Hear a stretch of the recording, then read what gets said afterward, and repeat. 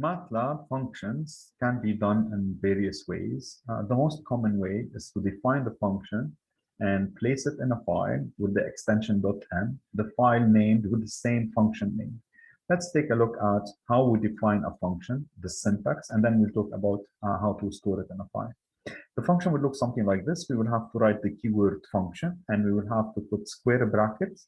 Within the square brackets, we list the potential outputs. If we have n outputs, we write output 1, comma, separated by comma, output 2, all the way to output n. If you have only one output, then we write the variable without actually specifying the square bracket.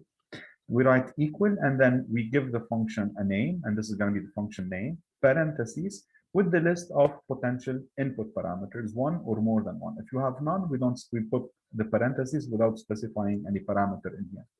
And within the body of the function, we actually perform some computations and we assign those variables. So out1 is going to be equal to, so we do perform the computations to assign those n variables that are present in here, and then we can end the function with the word end. So we can always end in here. This is going to end the function. Now, ending the function with the word end is optional, but it is a good programming practice. Now, if you want to put the function in a script, you can place it at the end of the script, the definition of the functions, and use them throughout your script. Or preferably, you want to place them in a file. If your function name is called function name, you call the file function name.m, and you place it in the same directory or in a directory for which you have a path. You have the path set in MATLAB in order to be able to access it. So how do I call, after I have this definition, how do I call a function? All what you have to do is write square bracket if you have multiple outputs, or one variable equal function name, and you specify the inputs for which you want to run this function. Okay, so we're going to take a look at an example, and we're going to look at the example of largest. Largest is a function that takes two numbers, a and b, and is going to return for us, is going to find which one of both is the larger. So we write function x equal largest, and these are the two parameters a and b, and here we go. If a is bigger than b, then we're going to say, okay, x is a. Otherwise, so this is else in here, x is b. So if they are equal, we're going to prefer b, but they are equal, it doesn't really matter. In any case, this is the selection structure. If and we have something happening, else we have something happening, and we indicate that we're done with the selection process, the selection syntax, by writing end. Now, this return statement in here is optional, but we will write it, and I'm writing end as well. Now, I did comment this function in here because MATLAB, when I'm doing the presentation, didn't allow me to have this file in here. But what I did, I actually placed this syntax in here in a file in the same directory that's called largest.m, so I can run this code here. How do I call it? I'm going to call largest between 2 and 3.2. Now, 3.2 is in a variable called w.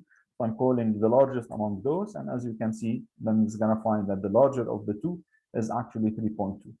So to call the function, I simply say, here's the variable equal largest to w. And again, this is consistent with the syntax in here. So in some sense, we use the same syntax without the keyword function in here. And this is how we call the function, not on formal parameters like in the definition, but instead with actual variables that have actual values associated with them. Now we can compare this to the function in Python largest, and this is how it looks like. So we wrote def, and then here's the colon at the end, and then if, and again the colon, a is bigger than b, x is a, else the colon x is b, and return x. So the syntax is actually pretty similar. I mean, MATLAB is a high level language, and we simply have to be wary of the punctuation. We don't need the colon after if, after while, after the definition of the function. They don't exist. We potentially put semicolon after statements to avoid echoing, and we know how to write selection structures. So this is as simple as this. Indentation does not have any effect, but it will be pleasant to the eye. It is something that probably we should do to make it easily readable for us and for somebody else. And we define blocks of codes by separating or by formally ending things with the keyword end.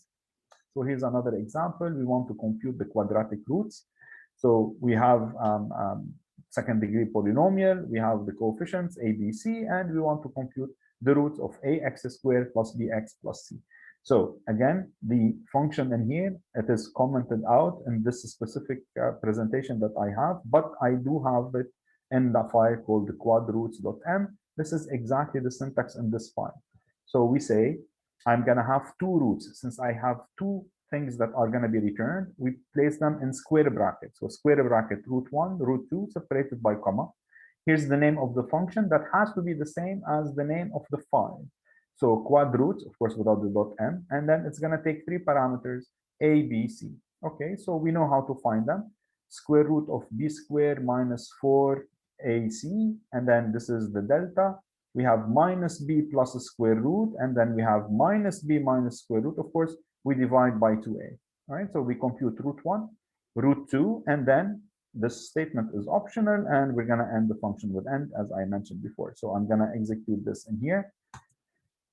For x squared minus 1, so we know that the solution is that of x squared equal to 1. So I have 1 and minus 1. And x squared plus x plus 1, and you can see in here that we're going to have complex roots, minus half plus 0.86i, minus half minus 0.86i. All right, so all what we have to do is call the function, specify the variables. We have to specify three numbers in here for a x squared plus bx plus c, and then it will return actually two numbers, and we're simply putting them in an array that is r1, r2, defined with the square bracket. Okay, one more. Here's the function that computes the minimum and the maximum of an array. That's called the function array min max. And array min max is going to be placed, this code is placed in a file called array min max.m. So function, here are the outputs of the function, the return parameters, square bracket, minimum, comma, maximum. And here's the name of the function, and it's going to take an array A. Okay, so we're going to compute the minimum and the maximum in here. So let's start by saying, okay, the minimum value is a of 1 and the maximum value is a of 1. Both of them are a of 1. And we're going to loop, we're going to iterate. We're going to start with a of 2, a of 3, all the way till the end. And let's say that the length of a is n. All right. So we're going to go for I equal 2 to n, and we're going to check if a of I, let's say think about it as a of 2. If a of 2 is bigger than the current maximum, then make the maximum a of 2. Right. Also check if a of 2 is less than the current minimum, then make the minimum being a of 2. Of course, we do this for every I equal 2, 3, all the way to n. And this is the body of the for loop. It is indented for our visual pleasure, but actually it is formally defined by this end statement in here. The same thing would hold for if. We need the end in order to figure out, to understand, for Matlab to understand that the statement that is inside the body of this conditional structure is actually only this statement in here. And we're going to run it for the sake of the example. So we're running this on the array 2, minus 3, 4, 5.9, 1.1. And mn and mx are being returned. So we write mn, mx equal name of the function, and we pass the array. And you can see in here, the minimum value is minus 3, and the largest value, the maximum value, is 5.9.